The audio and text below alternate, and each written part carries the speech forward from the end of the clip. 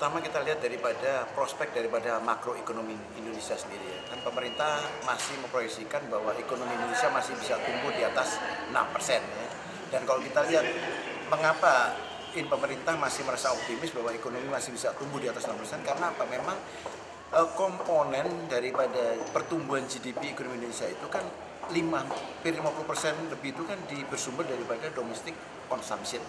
Dan selebihnya foreign direct investment. Nah, sepanjang pemerintah bisa memastikan bahwa konsumsi dalam negeri bisa tumbuh dengan cepat, ini kan merupakan jaminan bahwa pertumbuhan ekonomi ke depan masih cukup tinggi. Nah, pertumbuhan ekonomi yang cukup tinggi ini memberikan ya iklim yang kondusif bagi perbankan untuk kita bisa melakukan ekspansi kredit. Nah, berapa besarnya? Nah, perkiraan kita kalau kita menurut Bank Indonesia sendiri diperkirakan ekonomi akan tumbuh sekitar antara 6,5% ya. Artinya kalau kita lihat untuk bisa tumbuh 6,5%, paling tidak pertumbuhan kredit itu berada sekitar antara 23 sampai dengan 24%.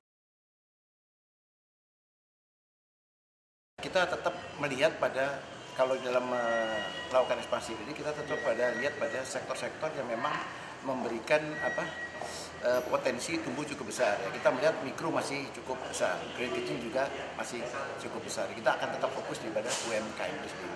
Untuk ekspansi yang dilakukan BRI Pak, untuk membuka kantor cabang mungkin di luar negeri dan di dalam negeri, mungkin di mana aja Pak?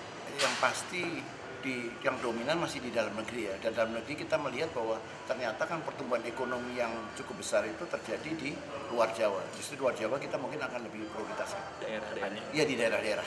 Daerah mana aja? Dan berapa banyak? Di luar Jawa, antara lainnya di daerah Sulawesi, pertumbuhan juga Kalimantan juga, Sumatera. cukup bagus Sumatera. Berapa banyak Pak sampai akhir tahun depan? Ya kurang lebih antara, kalau kan kita fokusnya kepada kantor-kantor untuk melayani mikro ya. Betul. Kurang lebih sekitar 200-an, 200 kantoran. 200 kantoran ya.